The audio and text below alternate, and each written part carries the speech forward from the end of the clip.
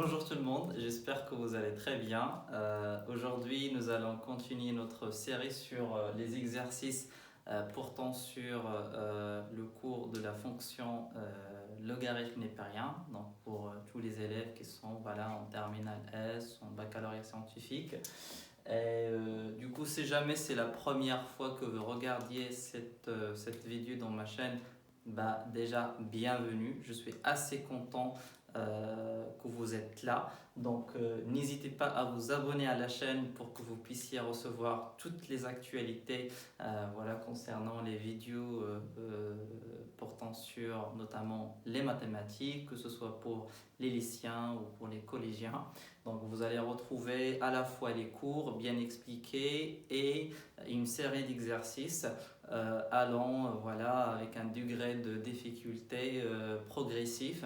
Donc commençons par des exercices simples jusqu'aux des exercices un peu compliqués. Donc aujourd'hui, la vidéo il portera sur les équations relatives à la fonction logarithme népérien. Donc on va commencer par un exercice facile, juste pour un petit peu se rappeler les règles essentielles, puis un exercice moyen, et on va finir avec un exercice un peu difficile pour que vous puissiez avoir toutes les compétences nécessaires pour résoudre des questions de ce type-là. Donc la question, ça va être pareil pour tous les exercices, tous les exercices. Donc résoudre les équations suivantes en précisant le domaine de définition à chaque fois. D'accord? Donc on va commencer par l'exercice 1. Mais avant de commencer, je vais faire quand même un petit rappel, si jamais vous n'avez pas encore regardé mon cours. D'ailleurs, je vous invite vraiment à le regarder parce que vous allez avoir quand même pas mal de détails, pas mal d'explications. Là, je vais juste faire un rappel rapide. Donc en fait, la propriété principale qu'on va utiliser pour résoudre ces équations-là, c'est la suivante. C'est que la fonction logarithme népérien, si vous vous rappelez un peu, voici sa courbe représentative. Ça, c'est la fonction ln, ça, c'est l'axe des abscisses, et ça, c'est l'axe des ordonnées. Comme vous le voyez, c'est une fonction qui est strictement croissante, c'est-à-dire qu'à chaque fois que je vais prendre un certain A et un certain B, bien évidemment qui appartient au domaine de définition de la fonction logarithme népérien. Pour rappel, le domaine de définition de la fonction ln, c'est R étoile plus, c'est-à-dire tous les nombres réels strictement positifs. Donc si je prends un certain A inférieur à un certain B, vous voyez que lorsque je vais calculer les images de ces deux nombres, je vais avoir l'image de A qui est également inférieure à l'image de B. Ça, c'est d'un côté. Et après, si jamais je fais tendre ce A-là vers B de telle façon que le A devient égal à B, en fait, j'aurai également l'image de A égale à l'image de B.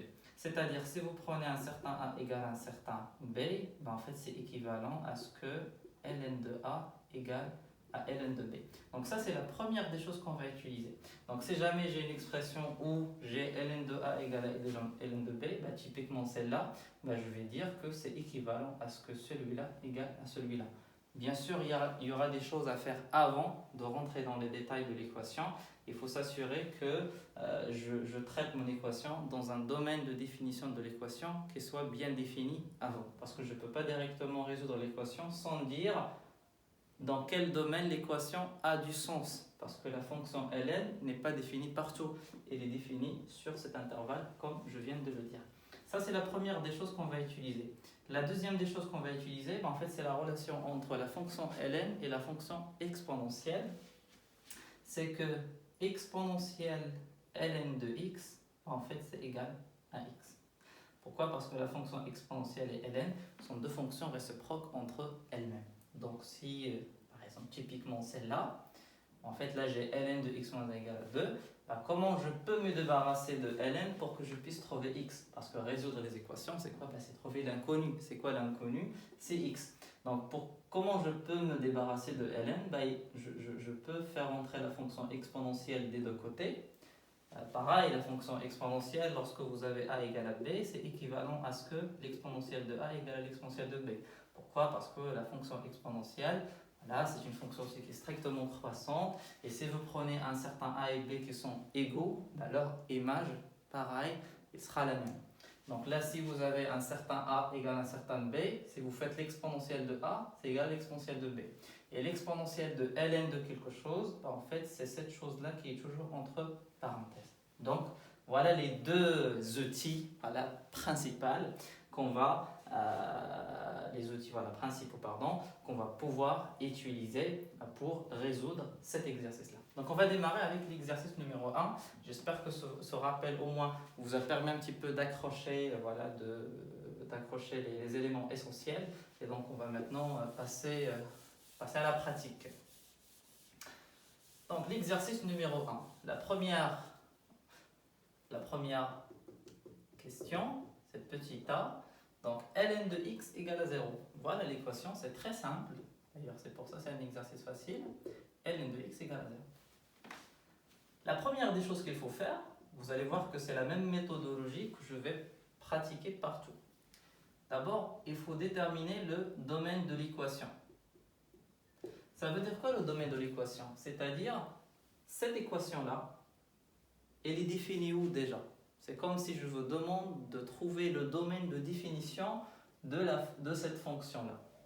De manière générale, où il y a ln, ou l'exponentielle d'ailleurs, il faut voir où il est défini. D'ailleurs, je vous recommande vraiment d'aller regarder une vidéo que j'ai fait notamment sur beaucoup d'exercices, beaucoup d'exemples, sur comment trouver le domaine de définition d'une fonction logarithme népérien. Ça vous permettra notamment de pratiquer les cas possibles, en tout cas les cas les plus qu'on trouve souvent par rapport au domaine de définition d'une fonction logarithme népérien. Donc, comme je l'ai dit tout à l'heure, la fonction logarithme népérien elle est définie sur R étoile plus. Ça veut dire quoi? Ce qui est entre parenthèses ici, il faut que ce soit strictement positif. Donc, un certain x, il a le droit d'appartenir à ce domaine de définition de l'équation.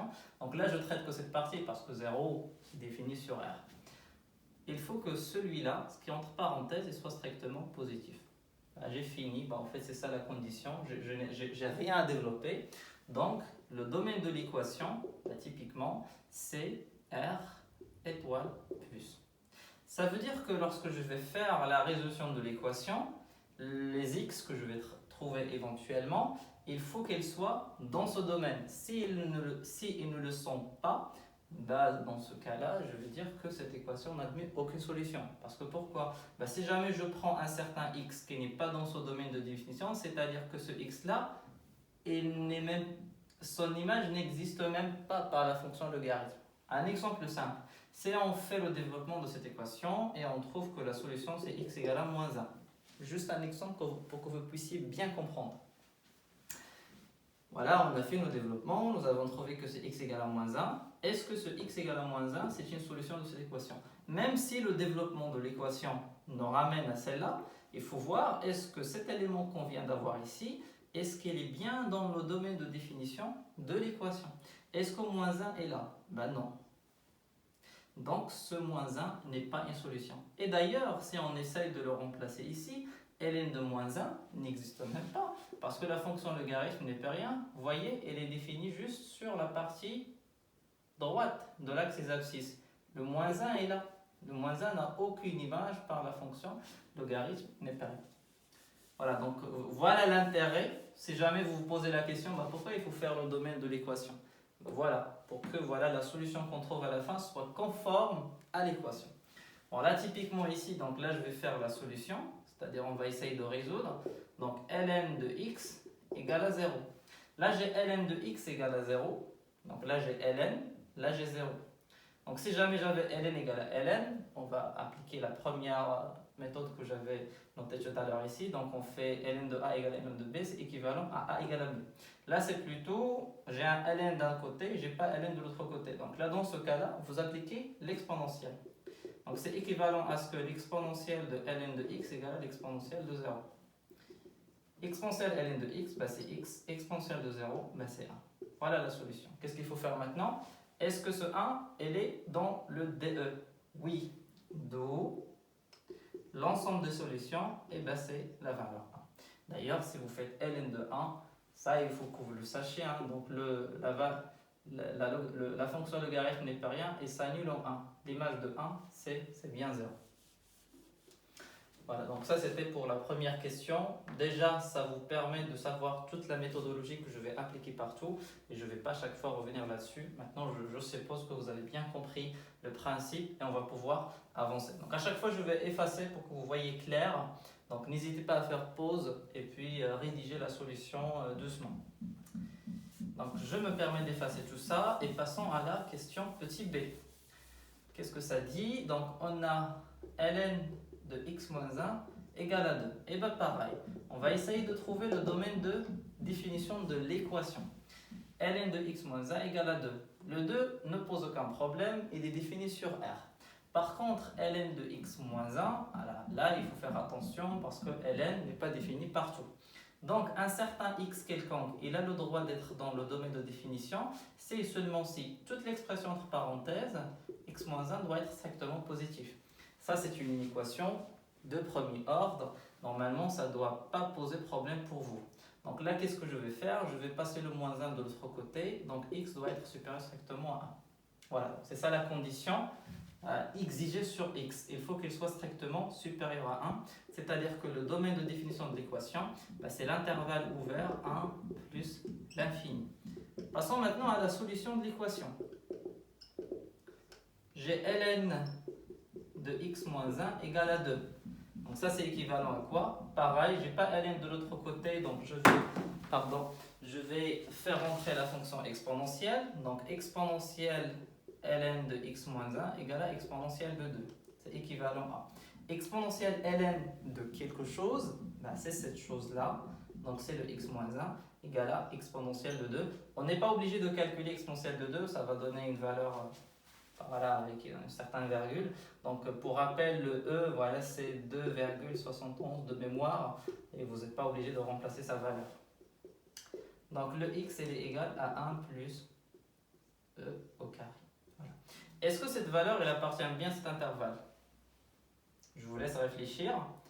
La réponse est oui. Pourquoi? Parce que regardez, x est égal à 1 plus une certaine quantité, E au carré, qui est strictement positif. Si vous faites 1 plus une certaine quantité strictement positive, ça va vous donner certainement un nombre qui est strictement supérieur à 1. Donc forcément, il appartient à cet intervalle. Donc l'ensemble de solutions, c'est cette valeur-là, 1 plus E au carré. Très bien.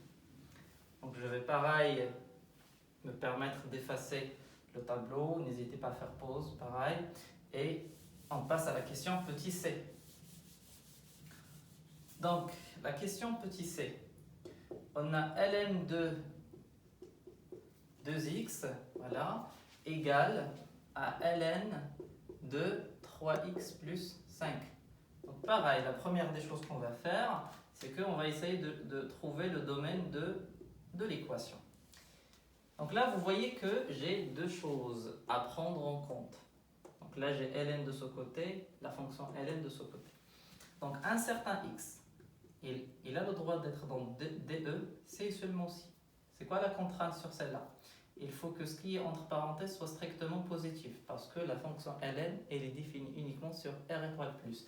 Ce qui est entre parenthèses, en entier, en intégralité, il doit être strictement positif. Ce n'est pas uniquement le x, c'est tout le résultat. Et, voilà, c'est un et. 3, voilà, c'est un et parce que en fait il y a deux conditions. Il faut que cette condition soit remplie et celle-là aussi. Et il faut que le 3x plus 5 soit strictement positif pareil. 2x supérieur strictement à 0, c'est une inéquation de premier ordre. Je n'ai que à diviser par 2 ici, à diviser par 2 ici. Puisque je divise par un nombre positif, ça ne change pas l'ordre de l'inéquation. Donc il reste x strictement positif. Si vous voulez le voir autrement, 2 fois x elle est strictement positif, 2 elle est déjà positif. Et pour que le produit soit positif, forcément il faut que le x soit strictement positif. Et c'est une inéquation de premier degré, pareil, je fais passer le 5 de l'autre côté, c'est comme si je fais la résolution d'une équation de premier degré. je passe le 5 de l'autre côté, ça fait moins 5. Et ensuite, je divise par 3 des deux côtés. Je divise par un nombre positif, je garde l'ordre de l'inéquation. Donc ça fait x supérieur strictement à moins 5 sur 3. Donc là, j'ai deux conditions. Là, ce que je vous invite toujours à faire, c'est de tracer un axe comme celui-là. Faites le 0 et vous placez donc le premier intervalle. Donc x supérieur strictement à 0, bah, typiquement, en fait, c'est celui-là. Avec 0 non inclus. X supérieur strictement à moins 5 sur 3. En fait, le moins 5 sur 3, elle est négative, on va dire, elle est quelque part par là. Et donc, en fait, là, je vais faire comme ça. Et je vois l'intersection. À quel moment j'ai à la fois la couleur, du coup, rouge et la couleur violette. En fait, c'est à partir d'ici. C'est à partir de 0.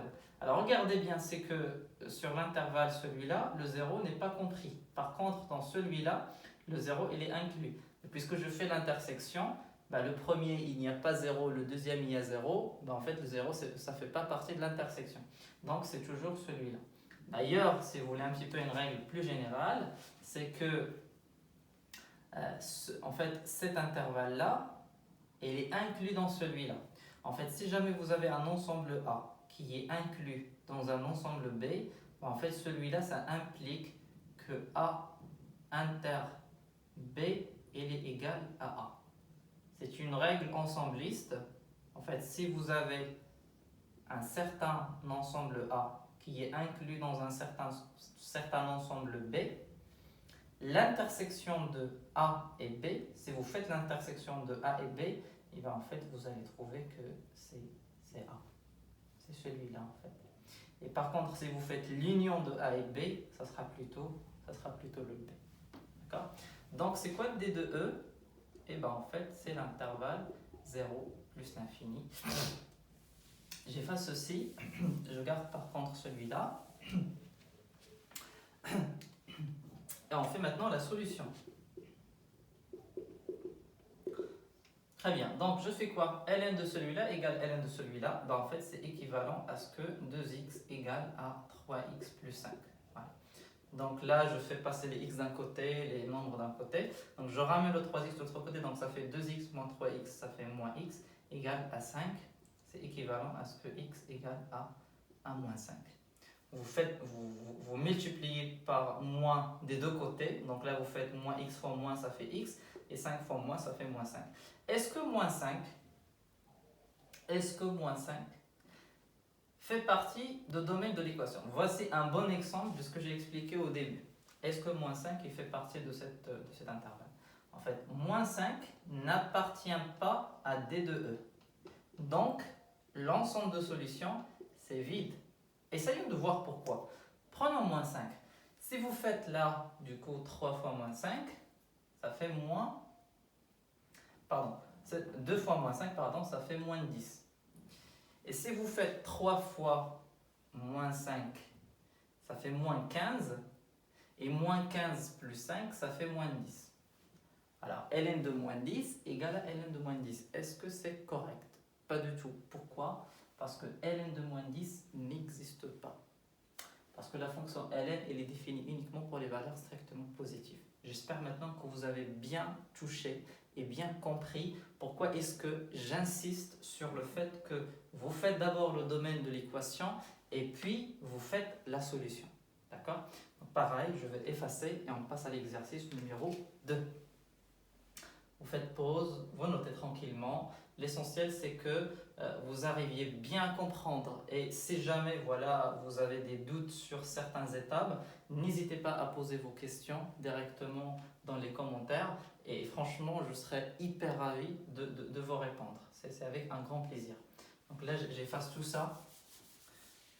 Et voilà, on passe à l'exercice numéro 2. L'essentiel, c'est que vous arrivez à bien comprendre. Donc l'exercice numéro 2, j'ai une seule question, voilà, donc c'est ln de x au carré moins 2 égale à ln de x. Donc la première étape toujours, c'est le domaine de l'équation. Faisons ça doucement. Donc j'ai deux contraintes pour qu'un certain x soit dans D de E. c'est seulement si. Voilà, il faut que ce que j'ai là, x carré moins 2, soit strictement positif. Il faut que ce que j'ai ici soit strictement positif. Pour celui-là, bah, c'est bon, il faut que le x soit strictement positif. Je n'ai rien à développer. Par contre, pour celui-là, il faut que je trouve les valeurs de x telles que x carré moins 2 soit strictement positif. Alors ça, c'est en fait une équation de second degré. Et vous êtes en terminale, donc certainement vous avez dû voir l'année dernière l'histoire de delta, comment déterminer le tableau de signes d'une équation de type ax au carré plus bx plus c égale à 0. Je vais faire un rappel rapide. Ce qu'il faut faire ici, c'est qu'il faut calculer le delta qui est égal à b carré moins 4ac pour une équation de second degré qui s'écrit sous cette forme. Il y a trois cas possibles. Soit le delta il est positif, soit le delta il est nul, soit le delta il est négatif. S'il est positif, il faut qu'on puisse calculer les deux racines, x1, x2. S'il est nul, il y a une seule racine, en fait, une racine, ce qu'on appelle une racine double, x1 égale à x2. S'il est négatif, pas de solution. Ça, lorsqu'on vous demande de résoudre l'équation. Mais en fait, c'est la même chose si on vous demande de résoudre une équation. C'est juste que lorsque vous allez trouver les racines, ça ne s'arrête pas là. Pour une équation, il y a une étape supplémentaire. Si vous trouvez les racines qui sont là, en fait, il y a un tableau signe à faire. C'est celui-là. Donc, vous posez les solutions, x1, x2, bien sûr, dans l'ordre. Donc, moins l'infini, le plus petit, le plus grand, et puis plus l'infini. Vous faites comme ça. Et après, vous regardez le signe de A. En fait, ce que vous faites tout simplement, là vous faites le signe de A à l'extérieur des barrières et là vous faites moins le signe de A à l'intérieur des barrières. C'est pour ce cas-là. Lorsque le delta il est nul, donc on a une seule solution, c'est comme si la solution x1, x2, c'est comme si on compresse les barrières, on les met à côté, c'est-à-dire ils vont disparaître en fait. Il y aura une seule barrière. Donc ça va être là, donc x1, comme ça. Et bien en fait, voilà, donc tout simplement, vous mettez le signe de A ici, ici. Et lorsque le delta est négatif, il n'y a pas de solution, c'est-à-dire, puisqu'il n'y a pas de solution, ben, il n'y a aucune barrière, et ben vous mettez tout simplement le signe de A. D'accord? Ben, c'est ce qu'on va faire. Donc là, si vous voulez, vous pouvez noter ça, hein, donc, et puis on va se focaliser sur l'essentiel. Donc là, qu'est-ce qu'on va faire? Donc là, je vais calculer delta. Bon, en fait, typiquement, ici, c'est hyper simple. On peut faire comme ça, faire équivalent x carré égale à 2. Et donc là, un certain x carré il est égal à 2. Là, on n'est pas obligé de calculer delta parce que c'est un cas hyper simple. On peut calculer delta, voilà, si jamais vous avez oublié pour un petit peu pratiquer. Mais pour ce cas d'usage-là, vous faites passer le 2 de l'autre côté. Un certain x carré égale à 2, donc x soit égal à racine de 2 ou x égale à 1 moins racine de 2. Rappelez-vous bien que si vous avez un certain x carré égal à a, d'abord il faut que le a soit positif, sinon c'est les négatifs, ça n'a pas de sens. X carré c'est pas négatif. Et donc ça c'est équivalent à ce que x égale à racine de 2, racine de a, ou bien le x égale à moins racine de a. D'accord? Donc là on a trouvé deux racines. On va faire le tableau signe rapidement. Donc là j'ai racine de 2, moins racine de 2, racine de 2, moins l'infini, plus l'infini. Ça c'est les racines. Et le comment le a, c'est celui qui c'est le coefficient à côté de x carré. Elle est positive, donc plus, moins. Moi j'ai besoin de savoir dans quel cas celui-là est strictement positif. Ben, quand est-ce que ça c'est positif? Donc il faut que x il appartient à l'intervalle moins l'infini moins racine de 2 ouvert, parce que j'ai besoin qu'il soit strictement positif. Donc je ne prends pas le mot racine de 2, sinon je risque de l'annuler et ln de 0 n'existe pas. Union l'intervalle racine de 2 plus l'infini. Donc ça, il faut qu'il appartienne à ici, donc équivalent à ce que x appartienne ici, l'intersection, donc ça c'est union, voilà, ici ou ici, intersection, l'intervalle 0 plus l'infini. Donc ce qu'on va faire, je vais prendre mon axe, je vais noter 0 et regardez comment on va faire ça. Il est où le 0 plus l'infini? Ben, en fait, c'est celui-là. Pas de problème. Il est où mon intervalle moins l'infini moins racine 2 plus l'infini? En fait, l'union, donc en fait, c'est comme si c'est les deux, et je vais faire l'intersection de tout ça avec celui-là. Moins l'infini moins racine 2, il est quelque part par là. Il est où le racine 2 plus l'infini? Il est quelque part par ici. Donc, il est où l'intersection de cet intervalle avec celui-là? Bon, en fait, c'est cette partie-là. Donc, c'est racine de 2 plus l'infini. Parce qu'en fait, celui-là, il n'y a aucune intersection avec celui-là. Donc, c'est-à-dire que mon domaine de l'équation, voilà, c'est l'intervalle. Alors, est-ce que je vais prendre le racine de 2 ou pas? Je ne vais pas prendre, parce qu'en fait, le racine de 2, il n'est pas inclus dans cette, voilà, la partie hachurée en orange. Donc, en fait, c'est ouvert. Et si vous voulez bien comprendre, si vous prenez le racine de 2, ça va annuler celui-là et c'est interdit. Donc voilà le domaine de l'équation. Je vous laisse faire pause hein, comme d'habitude, vous notez. Maintenant je vais continuer la résolution de l'équation. Donc je vais effacer cette partie-là. Donc ça, on est bon. Je laisse un petit peu cette partie. Donc qu'est-ce qu'on va faire? Donc ça c'est équivalent à ce que, donc la solution x carré moins 2 égale à x. Donc c'est équivalent à ce que x carré moins x moins 2 égale à 0. Bah, là c'est une équation de second degré. Vous connaissez très bien comment ça marche. On calcule le delta. Le delta donc c'est b carré moins 4ac. Le b c'est moins 1 au carré. Moins 4 fois a fois moins 2. Moins 1 au carré c'est 1. Moins 4 fois moins 2 c'est plus 8. Donc ça fait 9. 9 est positif, il y a deux solutions. x1 donc c'est moins b moins racine delta sur 2a et x2 c'est moins b plus racine de delta sur 2a. Appliquons tout ça. Donc moins b, donc ça fait 2, pardon ça fait moins 1, pardon, donc ça fait moins 1 donc ça fait 1, moins 3 divisé par 2. Et là c'est 1 plus 3 divisé par 2. 1 moins 3 moins 2 sur moins 2 c'est moins 1. 1 plus 3 sur 2 donc ça fait 2. J'ai deux solutions, moins 1 et 2. Est-ce que je vais prendre les deux? Je vais prendre une seule ou bien je ne vais pas prendre aucune solution? La réponse, elle est là.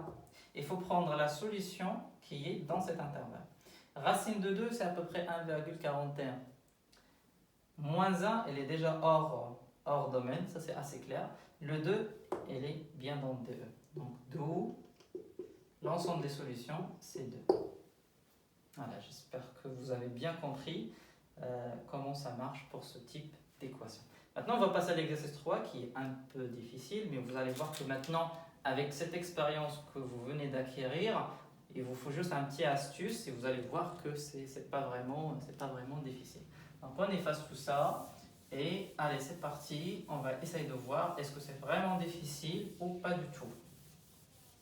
Si vous avez déjà vu mes exercices sur la fonction exponentielle, vous allez déjà vous dire « Ah oui, je sais comment ça va passer pour celle-là, ça va se passer pour celle-là. » Donc c'est quoi l'équation? C'est ln carré de x moins 2 ln de x moins 3 égale à 0. Bah, la première des choses, le domaine de l'équation. Un certain x appartient au domaine de l'équation, c'est seulement si. Alors ln carré de x. Alors attention, le carré il est sur ln et pas sur x. Donc il faut que le x là que j'ai ici, il soit strictement positif. Et le x que j'ai là, il soit strictement positif. Donc c'est la même condition. C'est-à-dire que le domaine de l'équation, ben en fait c'est l'intervalle 0 plus l'infini ouvert. Solution. Solution de l'équation. Donc là, vous voyez très bien que les deux méthodes que j'avais citées au début de la vidéo ne vont pas marcher parce que j'ai pas une chose de type ln de quelque chose égale à ln de quelque chose ou bien ln d'une certaine expression égale à un certain nombre. Là c'est un peu différent, j'ai ln carré moins de lnx moins 3 égale à 0. Qu'est-ce que je viens de dire? Ln carré de quelque chose moins de ln moins 3 égale à 0. Ça ressemble à quelque chose ça. Ça ressemble à une équation de second degré. Il s'écrit sous la forme x au carré moins 2x moins 3 égale à 0. Et bien c'est justement ça que je cherche. On va faire un changement de variable. On pose grand X égale à ln de x. On va résoudre notre équation avec x. Voilà, le grand X. Quand on va trouver les valeurs de x, on reviendra, on va les remplacer ici.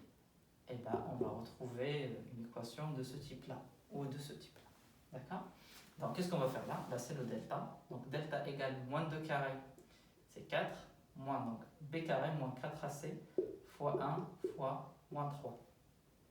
4 fois 3, ça fait 12, moins 83, ça fait 12. 12 plus 4, ça fait 16. 16, elle est positive, donc il y a deux solutions. Donc le grand x1 et le grand x2. x1, donc moins b, donc ça fait 2, moins racine delta, donc ça fait moins 4, divisé par 2. Et là, c'est 2 plus 4 divisé par 2.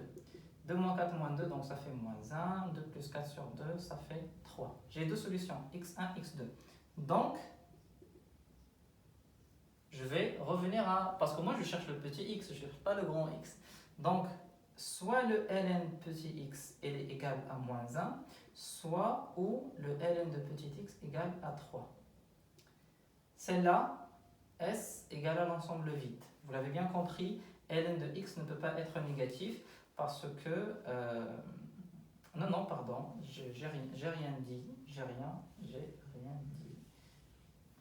Si, ça peut. Donc, on va juste faire rentrer l'exponentielle des deux côtés. Et il faut juste que le x soit positif. Là, on est tranquille. Je rentre l'exponentielle des deux côtés. Et donc, ça fait x égale à exponentielle de moins 1.